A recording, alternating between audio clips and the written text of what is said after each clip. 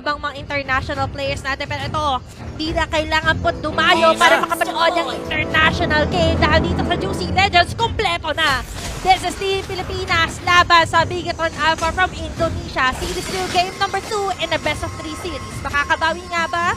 Iyon ang ating aalamin dito sa laban na to. But don't forget, this is all brought to you by Juicy Lemon, ang bumubuhat sa mga bumubuhat. Organized by U-Level Productions and monitored, supervised by the Games and Amusement Board. But right now, going back onto the game, as we can clearly see, this is Arom Carmela in a side lane Akai. Not what we've expected from the drafts. We all really thought that Carmela is going to be onto the side lane. But right now, Carmela would definitely be the first blood onto this match. But look at his sustainability against 3 people. There goes the first blood onto the hands of Baloyski. Xavier is still trying to chase Kyrie, but sadly there's the slow. There's the Void Crystal, the Void Blast. But Karina is there to give backup onto his teammates. While onto the bottom side, User 5 is being aggravated by Renzio. Even under the turret, that's an Akai having a hard time against an Esmeralda. Ito na nga kaya ang pinaka-inaantay ng Bigatron Alpha, the comeback, all-one crit score right now. Nasa 1 minuto pa lang tayo ng ating laro, pero mainit na agad ang kanilang pinapakita. Nagko-comment dito sila, Daryl Reyes, sabi niya, Renz show na to. Renz show? Pero don't forget, Bigatron Alpha is also programmed to win. Will this be their final program yet again to showcase their strength against Team Philippines? Baloyski in a very dangerous spot right now, being targeted by User 1, getting the kill on the bottom side naman. Si User 5 ang piniprevent nila Kyrie and Renzo to rest for his teammates. Right now, BTR or Bigatron Alpha is currently onto the lead against Team Philippines, whilst onto the mid, as we can see this 3v1 moment. But remember, there's an ultimate camp from Tony Chopper against 2 people. But Bigatron Alpha securing a kill right now. They are being punished. Philippines, Renzo is down. That's a 2 for non-trade in favor of Bigatron Alpha. And right after that team fight, they are converting it into another objective. The Turtle Pit goes to their side without any contest at all. In the Philippines, this is what we're calling Buena Mano. Nakuha ng Buena Mano dito ng Bigatron Alpha ang majority of the kills before the 3-minute mark, and also getting a huge objective onto their side. This is a great momentum change in terms of their round for round number 2. But right now, User 1 activating his ultimate, or rather his second skill and the first skill is early, but look at Tony Chopper right now, Baymax. Chase, real world manipulation being popped off with the Void Crystal. Dawning Light has been committed as well, but the sustainability is not going to be enough. Fear goes across both tank, coming from Sniper Ready to try and kill User 4, but there's also a kill from the off-camera angle onto the bot side. But this will be a question in mind. Nag-comment na sila sa Broadfield. Savior wins games na nga kaya. Bigatron Alpha, by getting the Savior, will they finally get the space, the attraction that they need to manifest the win against Team Philippines? Let's all wait and see. As, kita mo naman, ang advance mag-isip din ni Kyrie right now, Baymax. Tama ka dyan. And speaking of Kyrie, in terms of rotation, medyo balance out lang yung ginagawa nila at noong Karina ng side ng Bigatron Alpha in a 3-minute or an almost 4-minute game.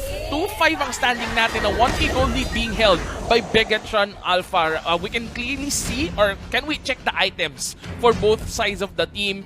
Going in, for an Enchanted Talisman, both Baloyski and Renzo. Was on the other side, meron na kagad Clock of Destiny yung Savior, whilst User number 4 or yung Beatrix natin is aiming to have either a Blade of Heptasy or a Hunter Strike. Oh, talagang on point. Then, ang prediction natin for today's batch or today's item na nakita naman natin, na pinakita sa atin sa gitan ng ating director. But right now, Team Philippines, hindi nila magaya yung kanilang ating as Bigatron Alpha gets a kill. Pero yung turtle ngayon, buhay pa rin. User 1 targeting Tony Chopper. Stun from the back. Tuloy-tuloy. Agad ang pinakita late. But look at User 5. Inipit si Baloyski, wala ka nang pupuntahan, boy! As Karina secures a double kill plus a turtle on their side na nga ba? Mukhang na-download na ng Bigetron Alpha ang mga galaw na ipinapakita ng Team Philippines kasi ngayon talagang they're dominating the match clearly on a 2-8 standing. That is a 1k goal lead, but the steal coming from Kyrie securing the turtle for their side this time. Team Philippines still not giving up. There's no action though onto the top lane in the face of User 4 and Sniper Ready. This is what I'm wanting to see. The fight of these two gold laners. Gamer, no? User number 1, this is the third time that he tried to initiate a fight against Kelra or Sniper Ready, but miserably failing at doing so. I still remember the days na naglalaro sa amateur scene natin si Kelra. And 1-1 was one of his signature picks. Will this be the key na nga ba ulit for Team Philippines to get a win against Bigetron Alpha? Pero let's wait and see. User 1, talagang sobrang taas ng patience level niya dito. But definitely, Tony Chopper or Lassie also knows that as well. With the perfect match activated, medyo napaaga siya sa pagsilip doon. But gladly though, User 4 will just disengage lang ng konti as Team Philippines gets ready for a possible gank na nga ba. I actually think that's a good thing that they've already seen User 1 hiding from that bush. Kasi alam na ni User 1 or nung Carmela natin na there's 3 people waiting onto that bush. Kung hindi pa nila nakita yung baka magtagal, pero ngayon hindi na rin yata magtatagal yung boy ni User 1 kasi 4 or 3 yung magiging katapat niya rito using the vengeance. But look at this bush. There is Karina waiting, Sniper Ready. A good thing though, there's a conceal coming from Tony Chopper to save their gold laner. User 4 has been seen but tries to back away. And right now, there's not a thing happening at all still. Ang tindi ng patience level talaga nito, Baymax. Karina, no? Talagang kanina pa niya inaantay ko. Ako yung kanina ko pa pinasok. Pero he was slowly bidding his time. Hindi niya inagaw yung spotlight, but instead, Bigetron Alpha showcasing their discipline and their lesson plan na kailangan unahin muna natin. Ito ang mga objectives kung saan tayo nagkulang ng game number 1. Definitely, they learned their mistakes. Regroup lang ng konti. Mental reset. Nino for Team Philippines right now. Hindi sila makapag-initiate basta-basta ng team fights knowing na meron kasi talagang Carmela na sobrang kunat as well. To be honest, dual tank yung nag-set up nila dito. Knowing na naka-emblem as a tank rin dito si User 5. Pero kahit malaya yung buhay niya doon, dito naman magiging malaya nga sa User 1. Real world As manipulation. Kylie secures the third time, pero yung real world manipulation sakto-sakto kay User 1. As they get that 1 kill, Team Philippines naman ang nakakuha this time round again ng Turtle Buff. That is another objective for the side of Team Philippines. And for the people who is asking, Tony Chopper is Lasty, while sa Sniper Ready is Kelra. Yan, yung mga gumagamit sa side ng Team Philippines. Whilst dito naman sa Bigetron Alpha, we can clearly say that they do have the advantage from before. But right now, if you look at the net worth, it is actually equal for the both of the teams. And right now, the rotation and the swap coming from this gold laners is actually really huge help for the side of Bigetron because they're not going to be able to aggravate the marksman. But User 5 uses his ultimate as a way of escape. Grabe, waste lang. Nakita mo naman, di ba? Blender. Nako, si Tony Chopper. Heavy just to disengage, but look at Tony Chopper right now. Iniinda niya yung sakit. Perfect match. But fatal links. Hindi natitipid. Tumama nga, pero sila tama. Overkill doon. As Kylie gets with a shoutout kill. Pero still alive! Ay, buhay pa rin. Pero nabiktima siya ng mga paulan doon ni Baloyski. But it's all okay in the hood as Baloyski is being harassed right now by User 5. Pretty inactivate agad doon just to disengage. But the discipline for both of these teams, merong minimal mistake. Meron naman. Pero ang dami nangyaring kills doon. Pero look at that network. 400 to 500 lang ang nagiging gap natin ngayon, Baymax. And look at that instant replay. Hatid sa atin ng Juicy Lemon. Kung saan makikita ninyo yung kiting skill na meron ang isang Kelra almost taken down, but at least he was able to secure another kill for his side by securing the enemy Carmela. In a 5-10 standing, Philippines still has the network lead against BTR, but right now that the Lord level 1 spawns onto the Land of Dawn, this might be another team fight that's gonna happen on this battlefield. But if you look at the items, that is actually a Demon Hunter Sword and a Corrosion Sight for Sniper Ready was on his counterpart. That's a BOT going for a Hunter Strike coming from this Beatrix. And if you look at their net worth, they're actually unequal. Was going for their junglers. Radiant Armor for the Karina, while Kyrie has a Cursed Helmet. a Sky Guardian dual helmet plus the blade armor. Dalawa rin ang kanyang pinoprotektahan dito. Ang team niya, pati sarili niya. Pati dignidad. Oo, kaya dalawa naging helmet dito. But understandably so, nakita naman natin dito na dinadaan sila sa bilis at ahas dito ng Bigetron Alpha as they secure Lusty with that isolation play na pinakita nila. But there is a level 1 Lord right Here now comes the Lord. for grabs Baymax. Kyrie's Ano na up nga low. ba magiging kwento nila dito? Heavy Skin, inactivate agad? Heavy spin just to try and reach out Kelra, but sadly they're gonna fail this one. User 1 is very low on HP. Activates the bench, spin secured. Here comes the crop of that onto the enemy. Beatrice, they're chasing the enemy team. There goes the dive coming from the Akai, but Renzo, tamang sayaw lang onto the back lanes. But now they are the ones having the upper lead here into the Lord pit. Karina is actually still alive. They need to be careful against that retribution spell. But right now, what's gonna happen next? Kung may replay lang nun, lalagyan ko ng sound effects. At ang dalawa doon is Sniper ready against Bigetron Alpha. But by getting this Lord, kaya nilang bumasag ng mga second-tier turrets against Bigetron right now. Pero ang hindi nila napapansin, hindi nila napapansin? si User 4 tahimik lang. Tahimik lang. 1-1-0 man ang kanyang current KDA, but still napapansin ko na nakakapag-form pa rin siya kahit paunti-unti yan. Pag pinagsama-sama, it all makes sense later on. Pero ang Team Philippines right now, ito lang ang aming nasisense. Kailangan agawin lahat ng mga possible options for the win condition ng Bigetron Alpha. Bestilling off also the buff, pero nautakan siya doon ni Karina. Sabi niya, ikaw ang tumabaho, ako ang aani. Yes, pero ngayon mukhang aanihan na ng Team Philippines yung mga tore na hawak ng Bigetron Alpha. The Lord is already down, but Kyrie is not falling down onto the mid as he tries to push the lanes against Team Bigetron Alpha. Sees user number 1 inside the bush, tries to harass him back away, but here comes Renzo though. He is dancing inside. Eto na, real-world manipulation na naman yung kukumit, pero si user 1 na naman ang unang mawawala. RKO sa dalawa sa loob ng tore nila. Papasok nga ba? Hindi na muna dahil mawawala si Tony Chopper ng mas maaga. Grabe! Helicopter! Helicopter! Ang ginawa doon ng taktika. Naku, si Baloy. Pero sa Bigetron Alpha, pilit na lumalaban pa rin.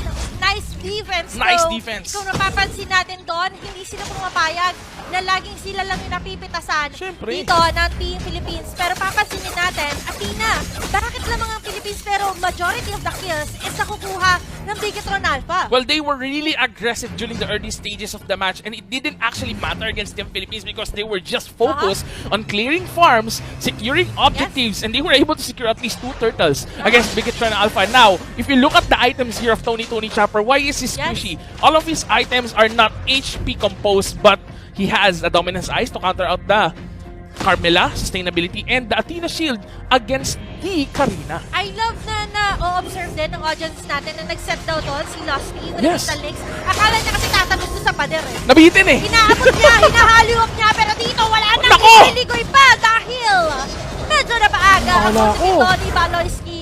Look at that.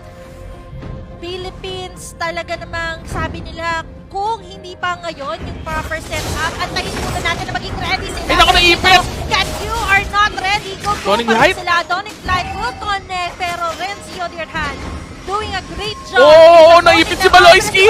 Ang mabibiktima as Bigetron Alpha gets that kill, pero pumasok na dito sila. Oh my God! Perfect match. Kyrie gets a kill against the Carmela, pero si User Beatrix Morgan is down! ang susunod na mamamatay. Si Kelra boy pa! Third Trojan activated. Kelra is still alive as Kyrie gets that double kill against Bigetron Alpha. That was a really nice kiting skill, pero ngayon mukhang ito-drive pa rin under the 13 tropa natin dito na si Xavier. Team Philippines really dominating the fields right now. Gonna try and take down the last tier 2 turret here on the map or on the side of Bigetron Alpha as he also tries to secure the Lord without any contest. That was a really nice team fight. They turned things around. Alam nila na masyado na maraming utilities na nasayang para lang makuha si Baloyski. That was a really nice entry by Renzo and Kyrie securing first and foremost user number 4 or the main damage dealer ng side ng Bigetron Alpha. Nakita natin yung pagpasok ni Tony Chopper plus Renzo. But look at Sniper Ready or Kelra's position. Umatras ng konti, focus muna sa creeps or sa minions. Tapos kahit na mag-winter truncheon ka, Ganon siya katiwala. Ganon katiwala. Na poprotektahan, susundan siya dito ng kanyang mga teammates. And right now, I could definitely say sa laser focus ang ating mga teams. Talagang laro kung laro. Walang TP, walang sticker. Talagang lahat sila dito sobrang seryoso ang pinapakitang performance. Even yung mga setup plays dito na bigyan ng Alpha is no joke indeed. Is no joke indeed. Talagang ito ay kinakatakutan. Philippines right now really sees it as a high-level threat. Kaya naman bawat galaw, bawat side ng mapa, talagang covered na nila. Yes, speaking of covered na rin nila yung bottom side ng BTR's map here as well as the middle lane third as they try to secure another hit to Renzo. Good at buying some time. User Force being targeted but was able to run away using the flicker. Now he has no way of escape in case there's something happens here on this team fight. User 5, ang ganda ng heavy speed pero mukhang nahuli niya si Balagbagan. Si Kyrie naman dito. While on the backlines, RKO 1 to 2 people. Kyrie, really low. Baloyski is being chased away. The problem is, Kelwa was not on that team fight and now Baloyski is still being chased. Ang ganda ng mga ginagawa ng Bigetron Alpha. Hinahabol pa rin si Baloy. Nandito na yung Karina pero mukhang hindi niya muna aabutan. Sabi naman dito ni Kelra, it is my time to shine but sadly, with the Nibiru's passion, Beatrix secures him down. Team Philippines down for the count. Almost wipe out ang naging sagot doon ng Bigetron Alpha against Team Philippines. Sabi ni Baymax, it's your time to shine, Kelra. Pero, pinatayan ng ilaw. Binunot ng user core, yung extension core ng spotlight dito ng Pilipinas. Kaya naman nakabounty sila onto that recent team fight. Ngayon, nagkakaroon tayo ng konting sneak peek onto what Bigetron Alpha can do. Pero si Baloyski, medyo questionable ang kanyang position doon as the Sicilian, or rather the Savior right now, gets that free kill against Team Philippines. That was actually a good defense coming from Baloyski. That was unpreventable na eh. Masyado nang malalim din yung Bigetron Alpha into wanting to kill him. Nag-give up na lang din siya kasi wala na ring sprint. At least he was able to clear out the minion waves, preventing Bigetron Alpha into securing more turrets. Kasi more turrets equals more net worth equals more items equals harder team fights. And yun yung ayaw mangyari ng Team Philippines. Lahat intertwined. Yes, indeed. It all connects. Talaga naman dito sa laban na to, hindi pwede makampante ang pagkabilang kunan. Lamang man sa Torre, lamang man sa network ang Team Philippines, pero look at that gap pagdating sa kill scores. Definitely they know na mas lamang when it comes to team fights ang Bigetron Alpha because of the setup plays na ginawa ni User 5. Sobrang on point na kanyang mga heavy speed right now. Talagang merong tinatamaan ng gusto sa Team Pilipinas. Pero this is a level 3 Lord Baymax. This might be an ending Lord that Team Philippines needs, and this might be the comeback Lord naman na kailangan ng Bigetron Alpha. Kung sakaling maagaw nila to, this might be the comeback that they've been waiting for. Pero si User 1 na naman yung unang mawawala sa ating kalkulasyon. Nakita na nga dito at namatahan yung tropa natin sa Karina, pero on the backlines, look at Renzo. Dancing against User number 5, preventing him from entering their premises. Was the Lord is really low in HP. Ang ganda na pagbugaw dito with heavy speed. Sinusubukan lumapit ng Karina natin, pero the RKO combination, hindi na makakatakas pa. And the Lord has been secured by Team Philippines. Karina is down as well. User 5 tries to fight this time against more members of the Philippines, pero walang malakas na marami. Sabi dito sa Pilipinas. Pero ngayon, look at Renzo onto the top lane. Hinahabol pa rin yung savior natin, pero mukhang hindi na nga magtatagal ang Bigetron Alpha as Team Philippines pushes themselves in sa base ng Bigetron Alpha. The unsung hero, si Renzo, talagang hinold up niya yung Bigetron Alpha as Team Philippines right now pushes their way sa pinaka-throne ngayon ng Bigetron Alpha. Indonesia is really in a tight spot right now as Team Philippines slowly secures the minion wave paangat, nakalagpas ng river, may Lord pa ang papunta. Pero mababa pa ang death timer ni User 5 at ng Karina dito for Bigetron Alpha. May chance pa makadepensa to. Pero it all boils down to the setups and of course, yung magiging posisyon mamaya ni Sniper ready. Pero ito na nga, Baymax! Mukhang may setups na naman na mangyayari dito para Skyrie. Yung magiging frontliner natin dito. RKO on the backlane, securing another 2-person. Walang real root preparation para si User 1 mukhang mapupuruan na naman dito. Sa nangyayaring kaganapan, Kyrie still spinning around inside the base. Pero mukhang makakatakas pa ang isang User number 1. Sniper raid is still on the free hit. Real root manipulation has been committed, trying to secure the enemy team. But the problem is there's no minion at all to help them go inside. Pero aatras na muna ang Pilipinas. Ngayon si Renzo naman ang pinaka-inahabol pero hindi siya mapupuruan. Sabi na medyo makunat na ako. Ba't ako matatakot sa inyo? Very nice synergy by Bigetron Alpha pero hindi tinatatakan User by dito si Renzo with the heavy speed. Renzo napapakita. Ay, naipit! Nakabase pero look at that User 4 plus the Savior. Rather, the Savior goes in with a free hit Eto na si Tony Chopper! Tony Chopper with a perfect match fatalist kahit sino na ang humarap talagang gigibayan ng Pilipinas. A sniper ready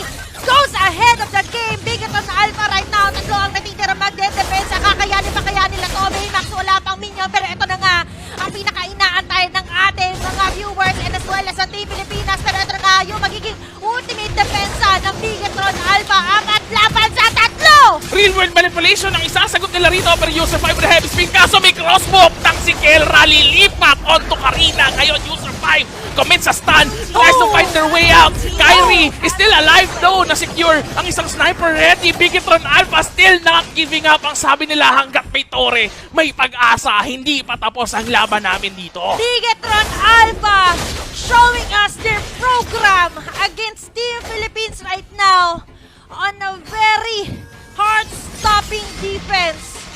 Pangatlong Lord na tinunaw ng Bigatron Alpha. They are still alive and kicking. Kaya hindi talaga dapat sila maliitin. This is Indonesia that we're talking about. Long-time rivalry against Philippines. And right now, pinapakita nila kung bakit nga ba isa sila sa pinaka-inaabangang team ngayon pagdating sa ating MLBB scene. Pero ito na. Ito na? Ang pang-apat na Lord Baymax. Pang-apat na Lord? Ito na nga kaya. Ito na nga ba? Ang pinaka-magdidikta kung sino ang mananalo dito sa ating show match ng Team Philippines laban sa Bigatron Alpha. Pero ito yung pinakamagandang ginagawa talaga ng isang Renju eh. Hindi siya pinapansin and alam niya yon. So ang gagawin niya, siya yung papansin ngayon dito sa Beatrix and even sa Savior, which is the damage dealers of Bigatron Alpha. And kapag wala na yung dalawang yun sa calculation ng teamfight, nahihirapan ngayon humanap ng papatayin ang isang Karina, Akay at ang Carmilla. Kasi saan nga naman manggagaling yung damage output nila para sumecure ng kill against Team Philippines. Hindi nyo kailangan nila mabigyan ng action. Kasi look at this, French no atras sa bante lang eh. Binibait out niya lang yung Bigatron Alpha. And Bigatron Alpha definitely knows yun lang yung main trabaho. Ayun na naman! Look at Lasty right now with a perfect match. Yung kanyang witaling sa hit out. Pero look at Balagbagan right now. Tuloy-tuloy sa pagkakata. Grabe si Kelra din! Ng kill plus Kelra. Gets on Renjo daw! Look at that! 2v1! Kanya papalik! Pinauwi niya ng gusto dito ang Bigatron Alpha sa kanilang pinaka-base militar. Pero tingnan mo naman dito yung pag-atake ng ibang mga members ng Team Pilipinas, Baymax. Ito na nga yata yun! Mukhang tatapusin na talaga nila kasi they're already inside the base with a lot of minion waves and now they are focusing to end the game as they